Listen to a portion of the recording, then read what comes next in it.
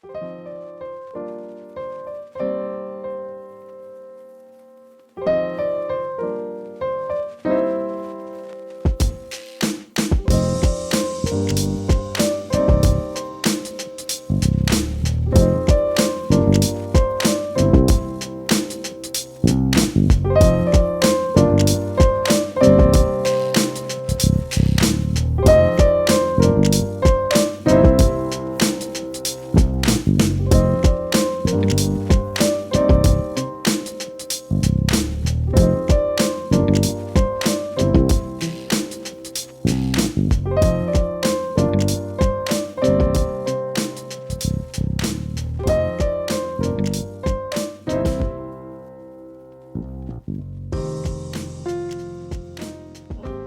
everybody, this is Will Sellenraad with Collector Chassis. Welcome to another exciting episode. Today we're going to be talking to a collector who's got BMWs and muscle cars, and let me introduce you to him. His name is Greg. Hey Greg, Hi, Will. Good to meet you. Nice to meet you. And we're going to walk through these garages and see what you have. So Perfect. Let's go ahead and get started. Sound good? Sure. Let's put 'em up. So what are we going to see in this first garage then?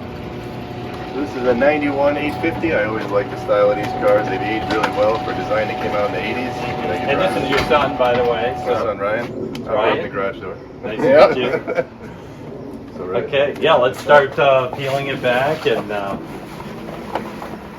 So as you can see, it's stick. There's Yeah. a few stick V12s out there, unless you're spending some real coin. was this a car you were specifically looking for then? Or Yeah. you just happened to come across it? I wanted one that wasn't black, silver, or gray, and which stuff seems the bulk of them are. And it didn't have a gray interior, so and it was stick, had to be stick. So that fit the bill. And what color red is this one then? This is brilliant red. So we Okay. got a lot of shades. It really pops out of my son. Yeah. It's the original paint. It's got a few nicks here and there, but overall it shows real well.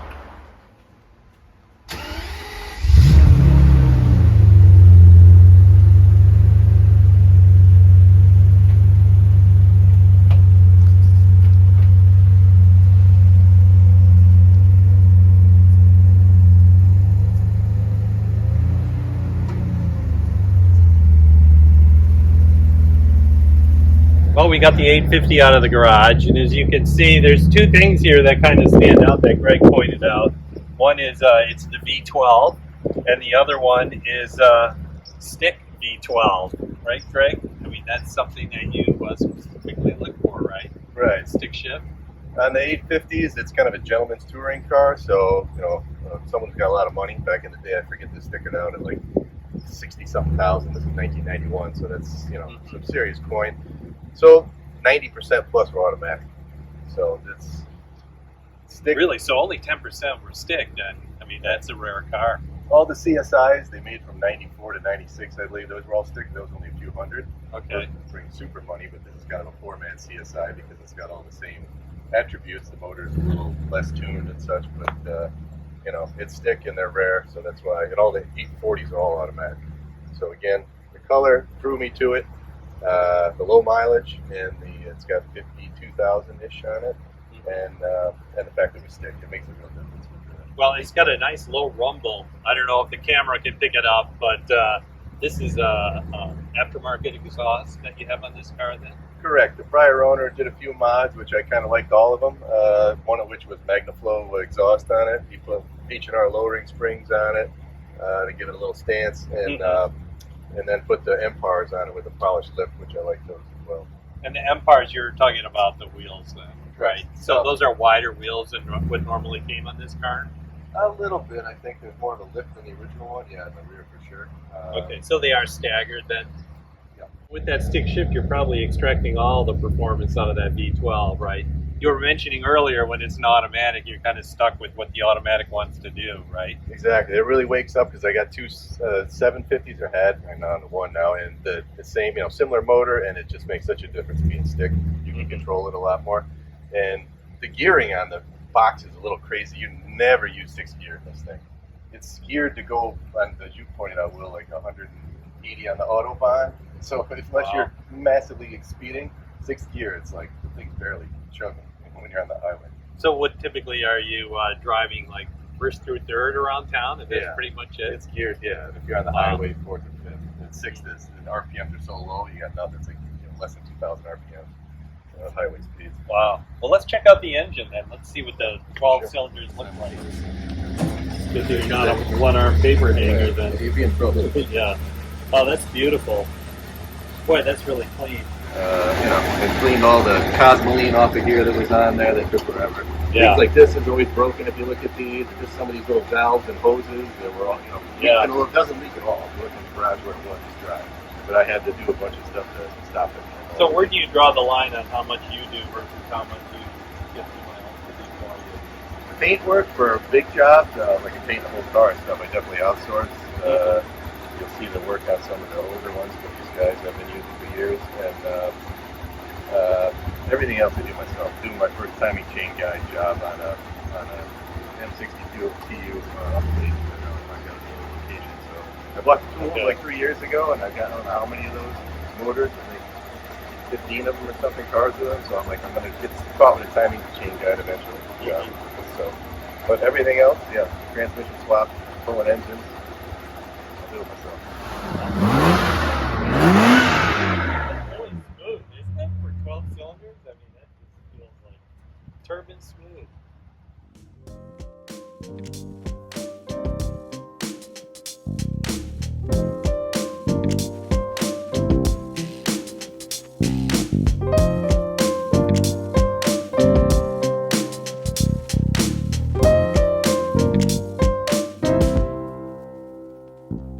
All right, so we just saw what was behind door number one, this gorgeous 850 BMW.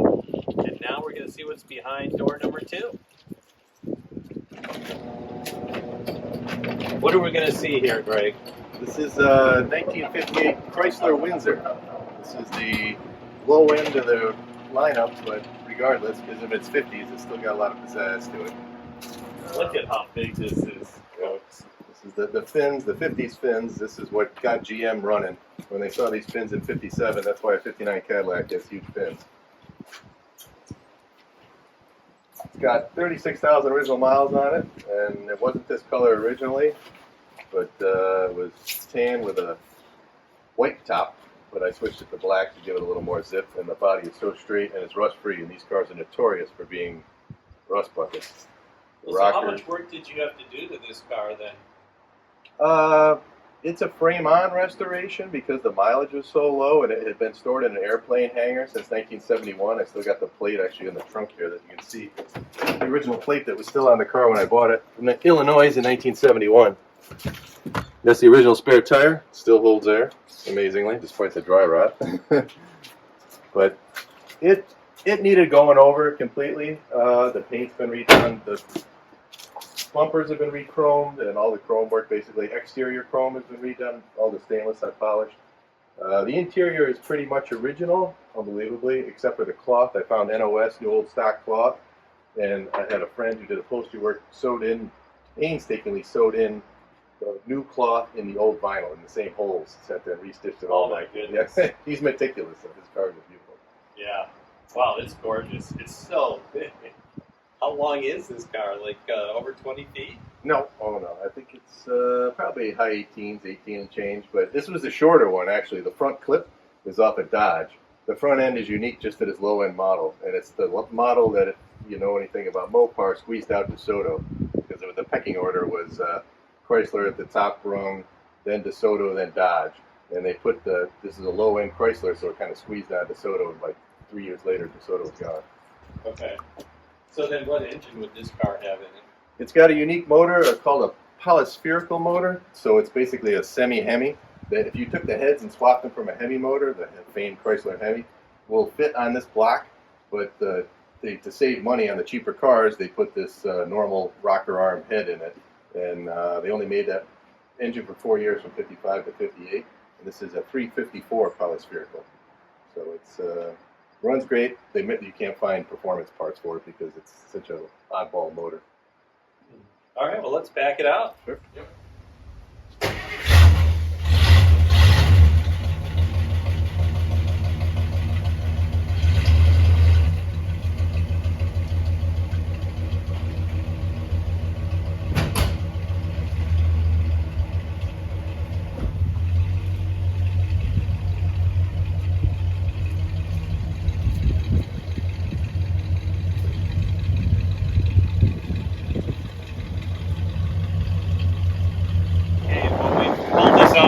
much, and it's just even more gorgeous in the sunlight.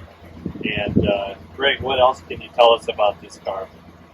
Well, it's the first Chrysler Mopar I ever bought, and it made me fall in love with these Virgil Exner design cars, and to find a whole bunch more. But this is low mileage, as I said.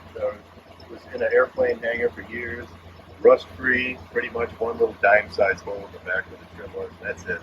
So I deserved a beautiful paint job, so I had the Gerard and North Point Restoration over in Westbury do the work. I saw he had a black Corvette that was that straight. I said, you get fiberglass this straight? So the money went into the paint job and the chrome on this, but fortunately, the interior chrome, there was a million bits and pieces in there. Oh, It yeah. was beautiful. So it only was the exterior. Because at one point the car sat outdoors for a little while and the chrome got a little messed up. But it never got rusty, just had some surface rust on it and stuff, so it all came back beautifully.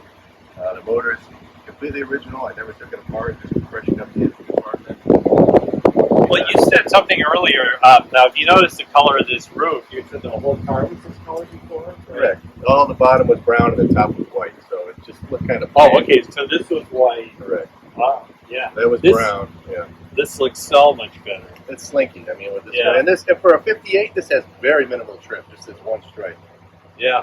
That's partly because it's a low-end car, so they didn't really jazz it up, but I think it looks just right. Yeah, I do too. Again, it's a 354 poly. Everybody makes fun of the carburetor. It is a two-barrel. Yeah, that's what it looks dinky, I know. People laugh when they see the carburetor. But Yeah, you'd think it would have a big 4-barrel Holly. yeah, no, the Saratoga did. The next step up had a 4-barrel 354. This is a two-barrel. But it doesn't only hurt you if you're doing like highway speeds up that hill. Yeah. Other than that, but she runs quiet.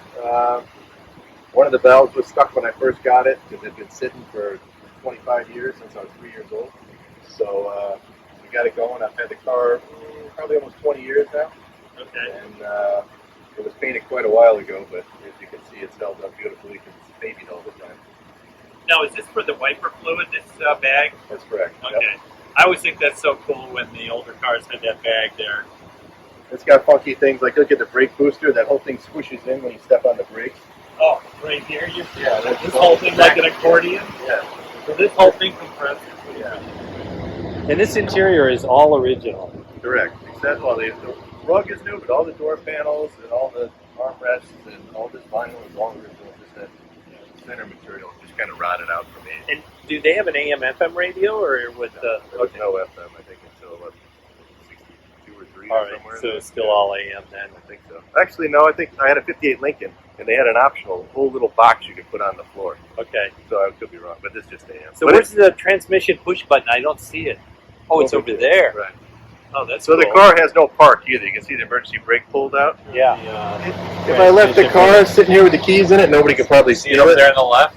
because they never figure out how to start it because you have to press in the neutral button to start it. Oh, okay. Turn the ignition on, then press the neutral button and to crank the engine. So over the 20 years then, I mean, you really just had it painted, and outside of that, it's pretty much original, right? Or Oh, are the yeah. wheels different then? Did Oh, you right. put those on? It had hubcaps, originally with some thin white walls, but Okay. it deserves a little fancier looking Yeah, I wire think wheels. that was a good call. Yeah. So outside of that, you really haven't had to do a lot. You just enjoy it then. This wasn't a frame off because it's so clean underneath. I mean, I cleaned everything up. The underside's as good as the top, but it's not been taken Yeah. apart and rotisserie like the other cars. Okay. But it drives beautifully. It made me fall in love with these Mopars with their torsion bar suspension. Yeah, just the sweeping lines. Whoever did the bodywork did an incredible job. I mean, I can not imagine the amount of sanding this car required just because it's so big. I've painted half a dozen cars in my life, and I know where to draw the line because to get it this straight, you see every flaw with black. Yeah. Well, and when you're painting something so massive, sometimes the paint dries a little too soon, right? Before you. This is get the single second- stage, actually. As shiny as it is, there's no clear coat on this Oh, car. okay. This is all single. It's one of the last stage. single stage. I don't even think they make this paint anymore. It's German paint. Spies Hecker, I think it is. So, Wow. And these fins are just so cool. Now, where do you fill the gas? it's normal. Oh, okay. On the Yeah, side. my 57 Chevy, yes, it's a trick. Yeah, It's yeah. a I trick knew in they the- had something in the tail light, so Yeah, I no went, trick. Yeah, they did the thing on the side. okay.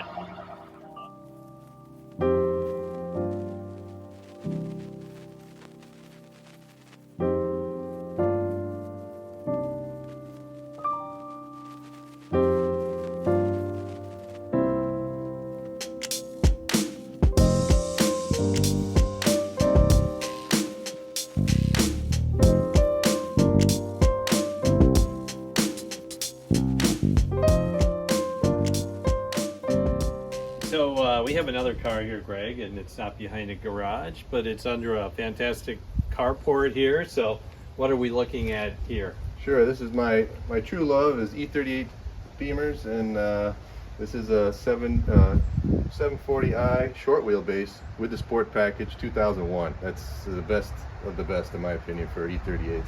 Yeah, because what was the year the E38 was made, do you remember? 95 to 2001. Okay, so the last year you always prefer? They facelifted them in 99 and came out with the sport package that year. But only 01 has the painted rockers that match the rest of the car. So that on certain colors, this isn't too bad with blue, but with like white, you gotta have the 01 because the rockers are all the same color. It just looks so good. Yeah. So in this one in particular, I like blue. I have a number of blue BMWs, but this is Orient Blue. And it's got what I really want is the oyster interior, which is pretty rare, the blue and almost white interior. Okay. But again, because it has the sport package and it's got that interior, I rescued it. It needed a lot of love.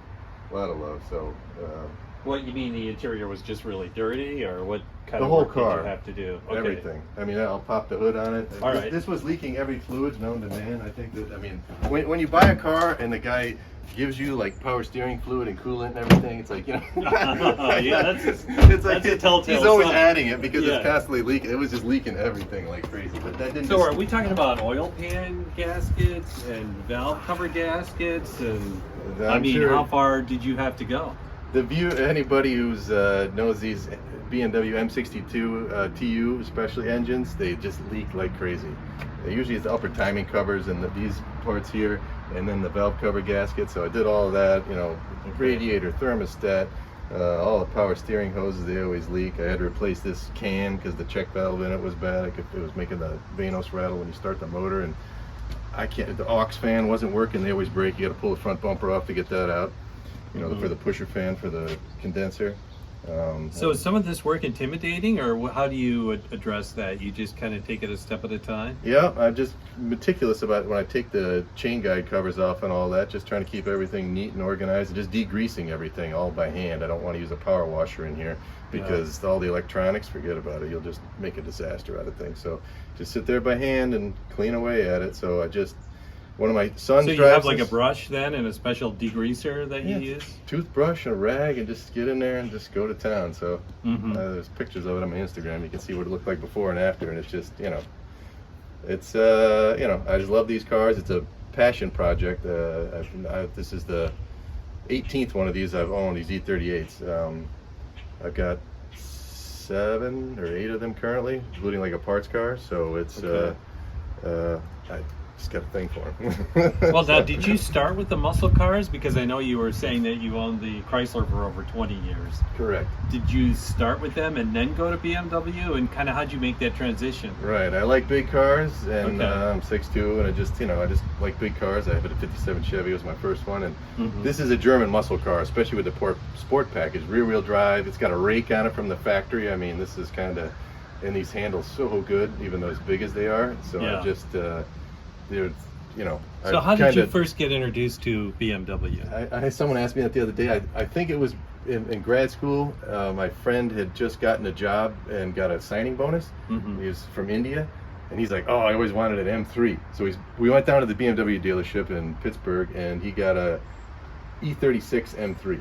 Okay. And on the showroom floor in 1996 was this brand new 7 Series they just come out with the year before, and I'm like, woo! I'm like, I like the looks of that. Yeah. So the first one I bought was a used 740i in this color with a sand interior. So that was an E38 then? Yeah. Okay.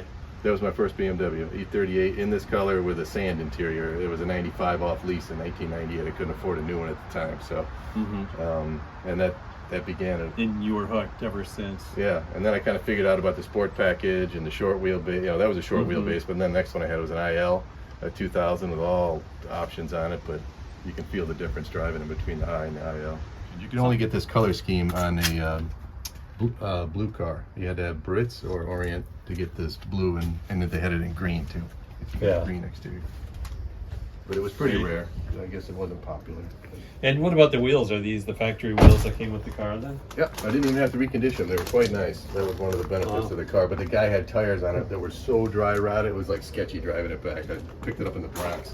And I'm like, trying to avoid potholes and stuff, trying to make it home. So it's like these Yeah, tires. the paint otherwise looks really good. I mean, Yeah, I spent weeks on the paint. did you color sand it then and do this? You did the sanding and then you did the touch up all buffing the yes, yeah, that's very, oh my god, that was weeks. But it came out, that's trunk lid, we had to take it off. They had a PDR guy come. He took the trunk lid off so we could get inside of it to pop the dents out of it. Okay. So I spent a fair bit on PDR, but it really brings the car up. Yeah, oh yeah, it looks fantastic.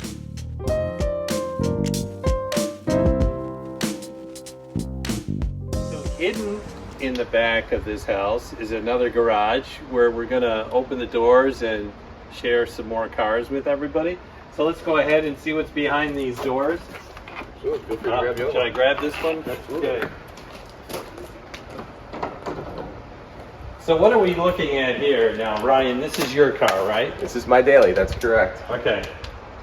And what year, make, model? What is this? Yeah, so this is a 2001 BMW 540 Sport. Okay. Lucky enough to have the 6-speed transmission, which is the reason I decided to buy it. It's got 74,000 miles on it. The prior owner I bought the car off of decided to do this cool frozen paint job. It's a sterling gray metallic. Oh, so it's actually a paint job then? Yeah, no, it's a Okay. paint job, and it's funny you say that. Every single person that comments Yeah. about this car, oh, it's a wrap. Mm-hmm. It's not a wrap. What was this car? What color was this originally then? Just titanium silver. And you Okay. can see when you pop the hood in the inner fenders, it's still the original silver. Yeah, oh, and it's just so awesome you were able to find a manual because that's what really makes this car special. Absolutely. And then this is what year? It's a 2001, so it's Okay. the first year for the facelift. You got the updated taillights, headlights, upgraded. And I've also done a whole bunch of modifications to this car myself besides the prior owner. Oh, okay. I put European headlights in. These look great. I thought it looked good with the silver. Yeah, it does. It sets it off nice. Yep. E39 M5 front bumper. Okay. Avant-garde 18-inch style wheels. The interior. The emblem's a little different, right? You did the upgrade on that too. Yeah, normally I'm not a big fan of that, to be honest with you, but I thought with how heavily modified this car was to begin with, that it just kind of fit. Yeah, it looks good. You did the blacked out front grills. Yep, absolutely. Now you've always, was BMW your first car then? Yes. Okay. Yep, I drove. Was your dad an influence in that? Yep, my father's first car. His first car he ever ordered new. Okay. 2000 BMW 528 Sport Wagon. Okay. Also a manual as well, so that kind of is what got me into it. My first car I ever drove was stick, so I knew I wasn't going back. Yeah, excellent. So you do know how to drive a stick, which is kind of rare for guys your age, right?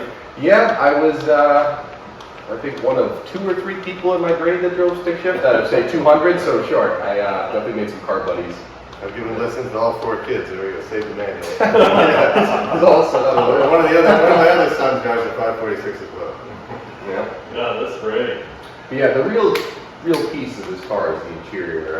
My father had the genius idea to buy a blown up 98 528 parts car basically, and it had a blown up transmission, but it had really cool 2-tone eggplant same purple one. and black interior, which honestly works really well with this cool frozen paint. So what does this car come with? What kind of interior then? The black sport seats, Okay. with the lumbar support and everything, but. So you retained the sport seats, you just went with a different color then? No, so these technically are the sport seats. They're the standard seats. Yeah, The okay. sport seats had the little adjustable lumbar yeah, support that's on the right. front. But it was cool because the pre-facelift cars had a lot more interior color options than the post-facelift cars. You just had gray, sand, or black. And the older cars, you actually had more flexibility there with color choices. So that's kind of what makes this pop. Yeah, it really looks good with this frozen color. Definitely a unique combo. E39 M5 style trim throughout. M5 only option. E39 M5 steering And wheel. everything, it was just pretty much everything fit then, right? So Yep, it was, absolutely. Okay. Yep. And it's got a really nice soft feel. So did you condition the leather Oh then? yeah, absolutely. Oh, you Many, did a many lot of times. conditioning? Okay. Many times to get it soft. But I mean, the condition of it was good to start. So given the car that it came at, it had over 120,000 miles on it, it still looks pretty good. Yeah. And how's the engine then? Did you have to do any more work to that? Oh yeah, so when I first got the car, I bought it off my father. He had gone through all the mechanicals of the motor, resealed everything basically, all new suspension bits, Car leaked originally, but now it's pretty dry underneath. Besides the rear main seal leaks a little bit, but other than that, it's So I'm starting to see a pattern here then. It seems like what you and your brother do is you kind of wait for your dad to recondition the car first, and then you casually tell him that you want the vehicle, right? Yeah. Looks good, looks good. My son, I bought this for another one of my kids who wanted a stick car. And he's like, he's the one who bought the E90. And he's like, I don't know. And I'm like, none of you guys want this? I'm like, it's a one-owner car. One-owner, I don't know why he painted it right at the end, but I'm like, I got a smoking deal on it. I'm like, I went through the whole thing. I said, all right. I said, his condition is you can't sell it. For 2 years after I gave it to him, or sold it to him. Oh, so I gave him a good price. So I'm like, you can't sell this. So flip this car. I'm locked into the contract. Well, the first time I met you, son, he had a 7 Series, right? Yeah, the black car one. you had before this. He flipped that one for a fat profit. And I'm like, yeah. So now you're going to use the money. I was like, no. Oh, I get it. So then you restored it. Then he said, I wanted it. He got the car, and then he flipped it. Yeah, I paid $6,500 for it. I put all my best parts in it because the car was very nice. All my nice wood trim and I sold it for $20,000. Yeah, I'm like, you know. And that was the E38. That was the 740i. Short sport, black on black. But it's a beautiful car.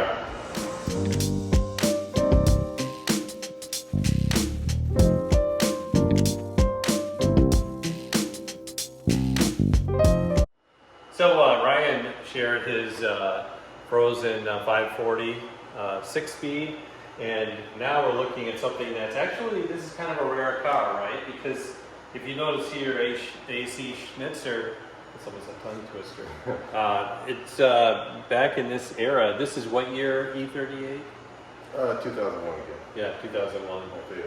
And AC Schnitzer was real popular, and they're probably still very popular, but they did a lot with the 7 Series. Can you tell us a little more about this car and the modifications with the AC Schnitzer on it? Sure, right. The prior owner had gotten this car, which is slate green, which is rare. It wasn't in the catalog. If you were buying the car, people had a special order. It was a color that was stock on his facelifted 540s. But anyhow, they only made, I think, 381 of these in this color green. And only of those, 76 of them, I think, were the short wheelbase. So the short wheelbase, one short wheelbase. And with the sport package, it's probably like 30. So, you know, find another. I was chasing another one, had a different color interior at one point, but I lost it. This car, the Schnitzer accessories, this guy put them all on beforehand, and I give him credit because I've never seen his exhaust tips anywhere. Yeah, his whole lower valance. I mean, they look great. Some people just hack up this back bumper usually to put the tips on, and it just looks terrible. This looks really nice the way it's finished like that. I had the stripes. At one point, he did put stripes on the side. I thought they looked a little not too much, a little busy. He's got that 7 decal in the back here and this. And, this is not enough. You see those all the time. People reproduce those. But these mirrors, I've never seen them again. These are specific to this car. These Schnitzer mirrors. And then, of course, the Schnitzer, these rims. You see a lot of Schnitzer rims, but not this style. I think this is a Type 4. These are 20 inches, so they're pretty. Oh, yeah, because they fill that wheel well out really Yeah. nicely. Did you do spacers on these then, too? I don't think there's spacers on them, actually. I'm trying to remember. But they're probably wider than stock, then, too. Yeah. Bigger diameter, more width. Correct. And, obviously being 20 inch and all, and Yeah. it's got coilovers on it that's getting it even lower. Oh, okay. So this thing, it's low. The front of this car is so low, it's difficult to drive. So you're scraping this. I'm very conscientious of where I'm driving when I'm driving this stuff.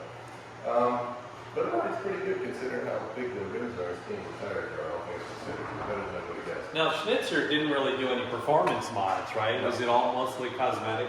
Correct. It's looks. I think that was kind of their thing. The rims, and then I don't think they even did suspension bits. Maybe I could be wrong. The exhaust does have custom exhaust besides, so that's you could put that in a performance camp, I guess.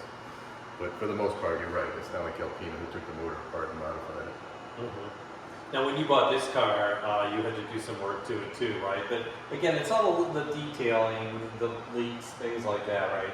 Correct. Some things that didn't work. Again, a lot of undisclosed issues with the car, but I sorted them out one by one. One of the bigger things, the paint had a fair amount of issues with it. I remember my father saw it because he he was where I got it delivered at the time. He goes, "This isn't as nice as the cars you usually buy." I'm like, "Well, I haven't spent all this time working on it yet." Yeah. So now it's come a long ways in terms of the paint and such, and all the mechanical and just little nitpicky things, cosmetic as well. Well, you know, one of the things I find interesting, and clearly, you know, from talking to you, you experience the same thing, and it's what people's, I guess, interpretation of excellent condition Yeah. is. Yeah, exactly. So, That's it's not always the same as yours, right? no, right. So again, this one, you know, it's got the Alcantara on the inside. It's got monsoon speakers, which is a common mod for the rear deck subwoofers. It's got an Alcantara headliner in it. It's obviously got the shade package in the back, the roll-up shade. The trim's been wrapped in black vinyl. This interior looks really good too. It's in nice shape, yeah. Yeah. I swapped the front seat of another car, I parted out because it was some issue with it. But other than that, and then the wheel, he'd done that too, the prior Steering owner. wheel, yeah. The cut bottom, which is nice. You know, it's just a lot of small things that, you know, make the car a little different. Stop making this brace, the strut tower brace. Look, these, Oh yeah. yeah, which, I don't think I've ever even seen a strut tower brace on a 7 Series. yeah, it was Diana might have made him too, but this is another guy who was making them as well. That I think he might have stopped. But I just cleaned everything up in here again. You know, new motor mounts, new tranny mounts. I mean, it's just, you know, the usual water pump thermostats, radiators, aux fan again on this car. It's just, You know, the nice thing about staying with a particular year, make, and model is that you know you can anticipate what needs to be done, right? Exactly. And then I got parts, and they're all, like the Ryan's car, the starter went out on it. I went out to the car, pulled it off, popped in a new one, because the 540s and the 740s, same motor, M62 TU. Yeah. So all the parts are interchangeable. You need a sensor, you know, these German cars, they snack on sensors. So I've got, you know, plenty of wheel sensors and Keep cam them sensors. in your garage. Exactly.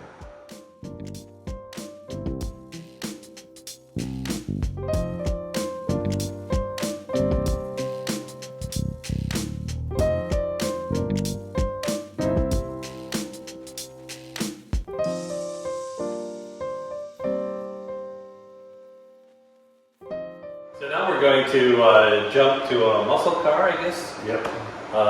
This is beautiful. It looks like you clearly have this car repainted. I mean, this is beautiful, lit below the clear coat. Tell us a little bit about this one, Greg.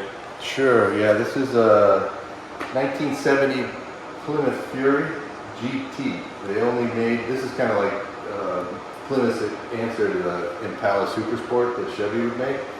Why they waited until 1970 to come out with it, I don't know, and they only made it for 2 years, 70 and 71, and then they dropped it again, so by then, you know, the emissions were cracking down and the muscle cars were starting to die. But I always like big cars again, and this is about as big as you're going to get. This thing's huge, but it handles mint. Despite how giant it is, it feels so agile on the road, you would never imagine the car is as massive as it is, but it's big. But I heavily modified this car despite the fact it's extremely rare. It's rarer than people always talk about Superbirds with the big wing on the back, right? Yeah. They had to make, I think, 1,800 plus of those for purposes to qualify to run them. I think on NASCAR, I'm an expert. But long story short, of these, they only made 666 of them. And I modified it, so I'm like, oh, people might get upset. But I put stripes on here, the ghost stripes in the paint here. Oh, yeah. And then they run through from the hood scoops in the front and then all the way back here. This rear spoiler is off a Challenger that's been cut in two and bent to fit this. Boy, it looks factory. Right, and it, because the Challenger is this much skinnier, Yeah. right, it still fits in these, you know, as if it were factory.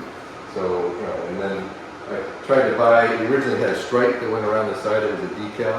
Didn't like that, it was a strobe stripe they call it, so instead we did these stripes on the side that are all ghost stripes. Yeah, I mean, they actually start all the way back here. I don't know if the camera can pick it up. But it starts all the way up here, right? Right, beautiful. So how, did you do those all by hand then? Right, so they all had to be hand laid out with masking tape in there because the blocks vary in length and the space in between the block varies as well as they get smaller and smaller. Did you measure that out yourself then? Yes, me and the painter Gerard were working on the one side, and we took many hours. And then by the end of it, he goes, now I got to duplicate the same thing on the other side. So he was not happy, and I forget the number, but I think there's like 185 of them on here, some ridiculous number, because the car is so massive. But again, that was a riff on an AAR CUDA. They had the same, I think a 70 or 71 CUDA had the same graphics Yeah, package. on the rear quarter panel, right? Right, yeah, they had the big black one too, Yeah, as well as the stripe on the CUDAs, the AARs. That's where the spoiler was the same idea. And then I just did a riff on the Fury thing here at the end. Just it was the one of the other emblems on the car. I had somebody copy that, so we used that. So. And this is a great touch. I love this top on here. I didn't even know it did. The car was originally a vinyl top car, and I was trying to get rid of the vinyl top, but you needed a different piece of trim right here, and I couldn't find it. So I said, well, let's stick with the vinyl top. And I saw that watching that show that does all Mopar stuff. He was doing a graveyard cars. Right, graveyard cars. Right. He's like talking about gator grain. I'm like, gator grain. So sure enough, this is a legitimate factory option for a 70. This is a period correct.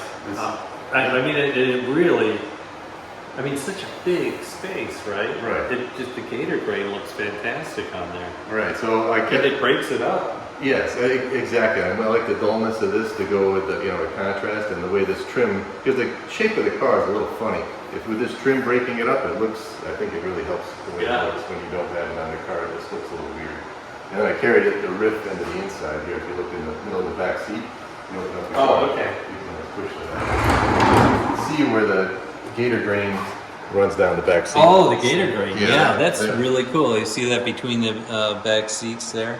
Right, so this interior is all custom made again because I tried to get an interior package made with vinyl from the Legendary, and they told me to buzz off. I said, I'll send you. This car is built from two cars, the lesser model and the GT. The GT was so rusty that I had to basically take them out of the parts from the other car and make one good car. Mm-hmm. And so I said I had a whole extra set of interior bits, and they still wouldn't do it, so I just had it all made out of leather instead. So the whole interior now is leather. Yeah, so it ended up being better. It looks fantastic. Oh, I can tell right from here, The brown is couch leather, actually, and it's legally for upholstery. So, and then in the trunk, I just, again, customized it here, and then just took, these emblems are from a 69 Dodge Dart GT. So they had a GT name. Oh, so yeah. Same thing with emblem on the trunk, that's from a Dodge Dart. Okay, so these are side panels you put in then? Yeah, just to fill in the, Yeah. Then I had again the upholstery guys did that with the inside. Yeah, it's a nice touch.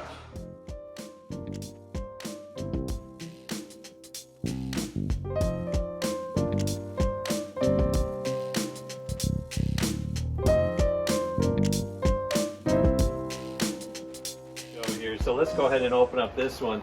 Now, Ryan, this is your car, correct? Yes. So what's the story behind this? So this is crazy, actually. In 7th grade, my father bought this 67 Pontiac Le Mans convertible out of New Mexico from a guy named Smokey Beaver. And the car was kind of a wreck. It had bullet holes in the floor. The trunk was rusted through. In the floor, yep, right across the center console. It had a lacquer paint job. It was like a kind of flat red, black interior, automatic car. And basically the car was supposed to be my daily driver for when I turned 16, 17, learned how to drive. But it quickly turned into a frame-off restoration car where now it's only for show. And I probably drive it maybe 10, 15 times a year. So did your dad do the frame-off restoration then? No, we did it together. I mean, it all started out with, taking everything apart in the garage, restoring all the individual pieces. You did it all in this garage here? Yep, this garage and the other one. But it took probably 2 or 3 years to complete. We drove the car for a while beforehand as is. But then as I got closer to being able to drive, we wanted to restore it and get it to where it should be for high school. So is this what you would call a resto mod then? Yeah, I would say so, because it's it's a kind of a combination of newer and older parts. I mean, like for example, the interior is pretty much completely stock, but the two-tone paint job obviously isn't factory.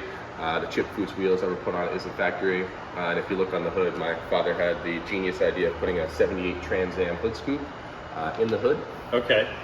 So for Let's sure, go take a look at that then. Yeah, absolutely. Okay, and you got the manual. That's awesome. Yep. Yep. Oh yeah, that's pretty cool. So then you did this cutout here in the hood? No, well, originally yes. I cut it out, but it didn't come out so good. Right. We did it by hand to kind of mock it up to see how it would look. Mm-hmm. But when we had the car in for body and paint work, we sourced a 78 Trans Am hood and had the metal fabricator actually cut out the section of the hood and weld it in. So it's actually a factory cutout. So this is not the one that you did cut out then? No, Yeah. it's the same hood. Same hood, It just did a yeah. better job. Yeah. Yeah, okay. Yeah. Yeah, it looks really good. Yeah, let's pop this hood. Absolutely. Before you pop it, look at the back of the scoop. So these were never functional. Oh, they're Possibly vacuum. connected It's probably vacuum. Originally they were solidly closed, but Yeah, the battery disconnected, that's why. I can connect you quick. They're actuated now, so it opens up. Oh, nice. And it's lit up inside. I don't understand why they never made that functional. I don't know, they were just, the guy sells a kit with a little solenoid in there and you can make it functional, so now it's functional. So did you and your dad actually take this motor out, completely disassemble it and rebuild it? So this is actually one of the only pieces of the car that was not completely disassembled, nut and bolt. We just basically resealed the bottom end of the motor, new water pump, things of that nature, but we didn't feel the need to take the motor completely apart because it ran great. Mm-hmm. It's a 350 out of a 71 Le Mans. The only thing we did was put a quadrijet carburetor on it with a different intake manifold. Upgraded the radiator, repainted it, resealed it, but other than that, it's basically the way it was when we got the car. Definitely a show car, not a daily. No. Yeah. I wanted it to be. So did you actually drive this to school for a while?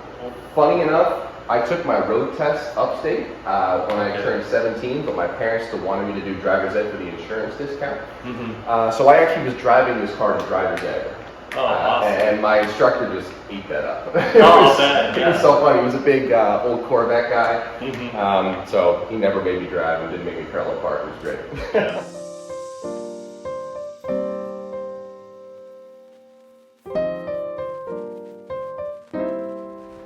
Okay, well, we had a fantastic day here with Greg and his son Ryan.